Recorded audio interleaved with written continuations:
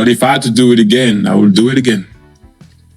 I'll do it again because it made me, it's very difficult. I can't even. Defender 27 years old, dia sekarang main klub Go Ahead Eagles. Peluang dia nak menjadi acting head coach dan masih ini peluang dia nak bukti. Jelas menggemparkan seluruh Asia dan Eropa. Begini pengakuan jujur dan mengejutkan Thierry Henry dan Datuk Hamidin jelang babak 4 besar Piala Dunia U17 2025 antara Timnas Indonesia U17 versus Prancis malam ini pukul 22.45 WIB. Bahkan sampai ungkap dua rahasia besar yang bikin fans Garuda di Qatar takjub. Benarkah?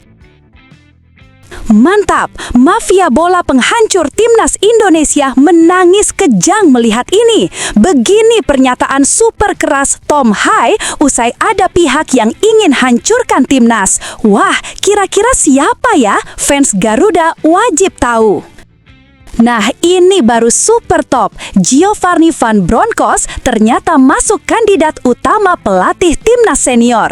Apakah putuskan tinggalkan raksasa Inggris demi skuad Garuda terbang tinggi?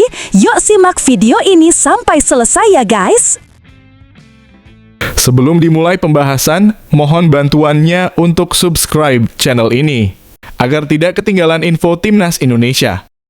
Dikutip langsung dari situs web Fiksi Garuda, malam ini babak 4 besar Piala Dunia U17 2025 antara Indonesia dan Prancis di Aspire Academy Qatar mulai pukul 22.45 WIB malam ini menjadi salah satu laga paling panas dalam turnamen tahun ini.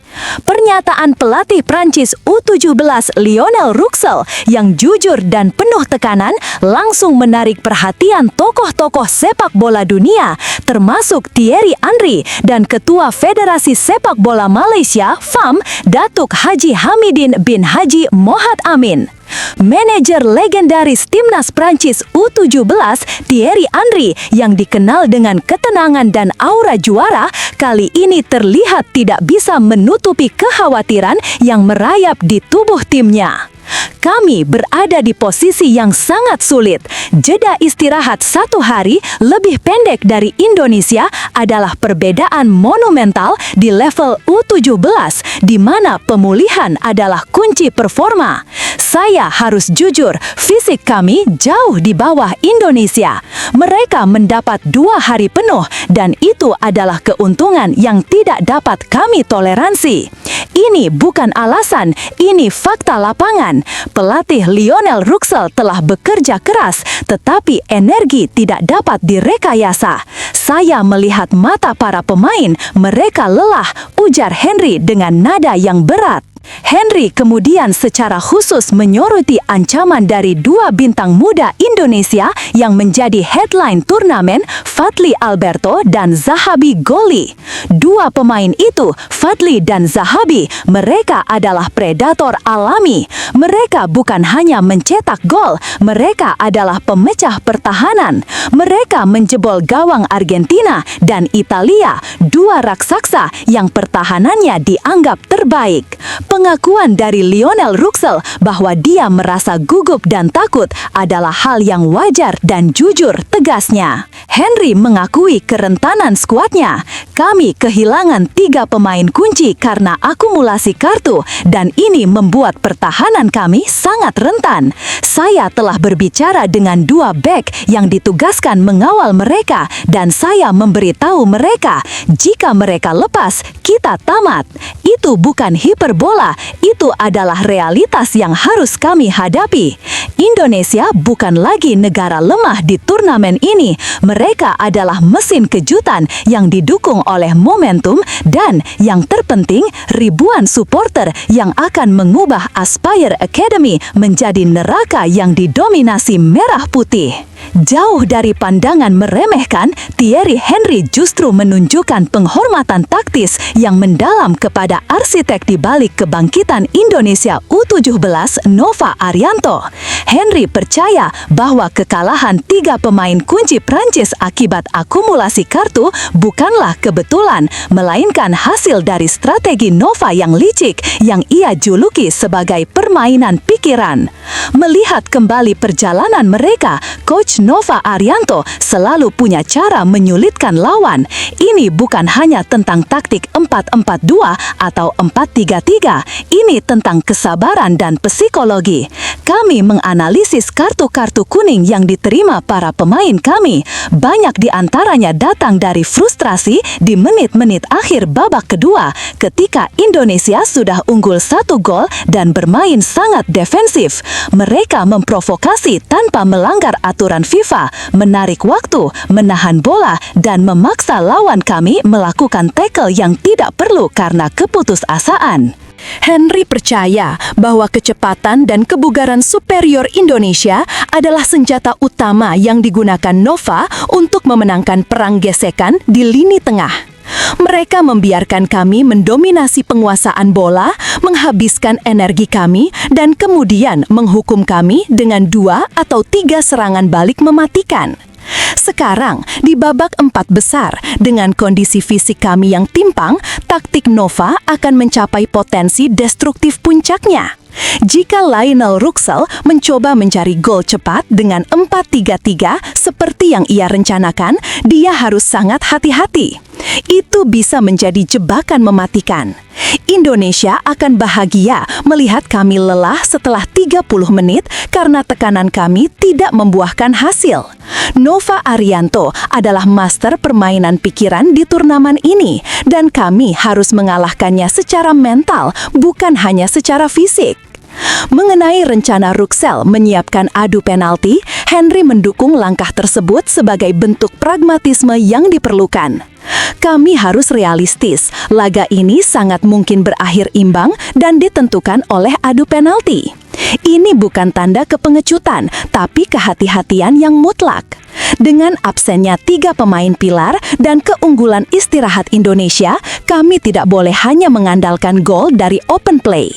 Saya telah memberitahu Ruxel, siapkan tim untuk 120 menit dan siapkan tim untuk 5 tembakan dari titik putih. Kami datang ke sini untuk menang dan kami akan menggunakan semua jalur yang ada. Pungkas Henry menegaskan bahwa persiapan penalti adalah langkah yang logis. Di sisi lain, reaksi juga datang dari tokoh kunci sepak bola di Asia Tenggara, Datuk Haji Hamidin bin Haji Muhammad Amin, Ketua Federasi Sepak Bola Malaysia FAM. Dalam sebuah wawancara eksklusif, Datuk Hamidin memberikan tanggapan yang tajam, memadukan pujian bagi Indonesia dengan ultimatum keras kepada manajemen sepak bola di negerinya sendiri. Pertama, saya ingin menyampaikan tahniah selamat yang sebesar-besarnya kepada PSSI, kepada Coach Nova Arianto, dan terutama kepada para pemain muda Indonesia. Apa yang mereka capai di Qatar adalah cerminan bahwa sepak bola Asia Tenggara, jika dikelola dengan serius, mampu bersaing di panggung dunia. Mereka mengalahkan tim-tim kelas 1. Ini adalah pengingat keras bagi semua negara di Asia Tenggara, termasuk Malaysia, bahwa kita harus bekerja lebih keras dan berani bermimpi lebih besar. Sejujurnya, semua Asia Tenggara seharusnya malu pada Indonesia sebab merekalah yang kini menanggung beban harapan serantau. Datuk Hamidin kemudian mengeluarkan pernyataan yang sangat provokatif, menunjukkan betapa besarnya ambisi regional yang dipertaruhkan. Keberhasilan Indonesia di Qatar, khususnya di turnamen usia muda, mengirimkan pesan yang keras kepada semua federasi, termasuk FEM. Kami telah menghabiskan jutaan ringgit mengirim pemain ke Eropa dan mempekerjakan pelatih asing, tapi hasilnya hanya lolos kualifikasi. Indonesia dengan segala tantangan internal yang selalu kita dengar bisa mencapai babak 4 besar Piala Dunia. Ini adalah pencapaian yang membuat kami di Malaysia merasa malu dan saya harus mengatakan malu yang mendalam. Mari kita bicara terus terang, jika Indonesia malam ini berhasil mengalahkan Prancis, sebuah tim yang diasuh oleh legenda seperti Thierry Henry dan mewakili salah satu negara adidaya sepak bola, dan mereka melaju ke final, saya akan meminta pertanggungjawaban penuh dari semua pimpinan unit usia muda di FAM. Jika Indonesia bisa, mengapa kita tidak? Ini bukan lagi tentang rivalitas, ini tentang standar. Jika Indonesia menetapkan standar tertinggi di level dunia dan kita masih berkutat di level regional, maka artinya ada yang salah fundamental dalam program kita. Saya berani mengatakan, jika Indonesia melaju ke final, itu akan menjadi aib terbesar bagi FAM dan mungkin sudah waktunya bagi beberapa dari kami untuk mundur dan memberi jalan bagi perubahan radikal. Kami tidak boleh membiarkan kesuksesan Indonesia menjadi anomali, tapi harus menjadi blueprint regional. Kami juga memberikan prediksi taktisnya. Ruxel gugup, itu kabar baik. Ruxel akan bermain menyerang, itu kabar yang sangat baik. Nova tidak perlu mengubah banyak hal. Dia harus membiarkan Prancis memiliki bola di area tengah. Kunci Indonesia adalah memperketat ruang di belakang dua bek yang mengawal Fadli dan Zahabi. Ruxel mengatakan, kalau mereka lepas, tamatlah kami. Itu adalah titik lemah yang harus dieksploitasi Indonesia. Taktik latihan adu penalti Prancis, biarkan saja. Itu hanya menunjukkan keputusasaan. Nova harus membunuh pertandingan ini dalam 90 menit. Lolos ke final bukan hanya untuk Indonesia, tapi untuk membuktikan kepada dunia bahwa sepak bola Asia Tenggara adalah kekuatan yang harus diperhitungkan. Tapi tunggu, benarkah kabar tersebut? Simak hasil penelusuran admin di akhir video ini ya guys. Media Uzbekistan UZ Daily mengabarkan bahwa negosiasi antara Timur Kapade dan PSSI disebut sudah masuk tahap akhir. Mereka menulis, mantan pelatih timnas Uzbekistan Timur Kapade hampir ditunjuk sebagai pelatih kepala timnas Indonesia pada Minggu 23/11/2025. Kehadiran Kapade di Jakarta pada Jumat 21/11/2025 bahkan disebut sebagai agenda untuk bertemu langsung dengan perwakilan federasi. Namun, laporan terbaru menegaskan belum ada kepastian resmi. Kapade sendiri justru membantah keras rumor tersebut. Dalam edisi Senin 24/11/2025, UZ Daily menulis bahwa kunjungan Kapade ke Indonesia tidak terkait urusan sepak bola, melainkan undangan sebagai duta pariwisata dari sebuah perusahaan. Ia memang sempat berada di Jakarta dan menunaikan sholat Jumat di Masjid Istiqlal, tetapi menegaskan tidak ada jadwal negosiasi atau wawancara formal dengan PSSI. Meski begitu, Kapade mengakui ada komunikasi informal dengan pejabat PSI Sumarji sekadar membahas kemungkinan kerjasama di masa depan. Dialog tersebut tegasnya hanya bersifat penjajakan dan bukan penawaran resmi. Ia tetap terbuka terhadap peluang karir baik di Indonesia maupun negara lain. Setelah pemecatan Patrick Kluivert, posisi pelatih timnas Indonesia memang menjadi sorotan. Kapade pun tidak menutup ketertarikannya. Ia sebelumnya menyatakan, saya siap memimpin tim nasional Indonesia. Saat ini saya sedang bebas dan menunggu tawaran. Pernyataan itu membuat peluangnya menangani skuad Garuda dianggap masih sangat besar. Kini bola berada di tangan PSI. Publik menanti apakah federasi akan mengajukan tawaran resmi kepada Kapade atau memilih sosok lain untuk membawa timnas Indonesia bangkit setelah kegagalan lolos ke Piala Dunia 2026.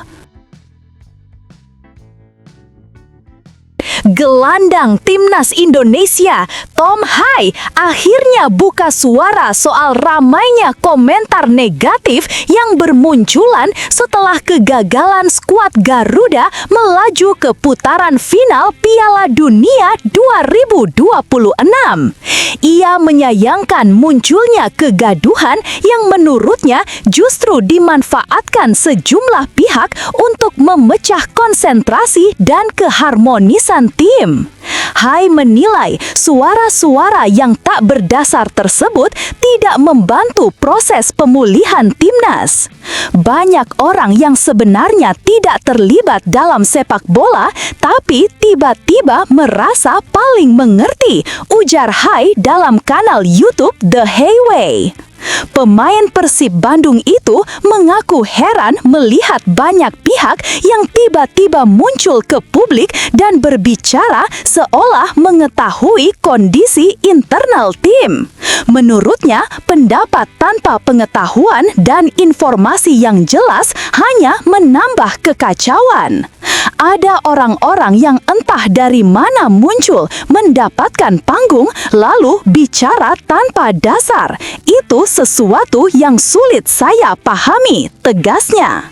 Timnas Indonesia sendiri gagal melangkah ke Piala Dunia 2026 setelah kalah 0-1 dari Irak pada putaran keempat kualifikasi 12 Oktober lalu.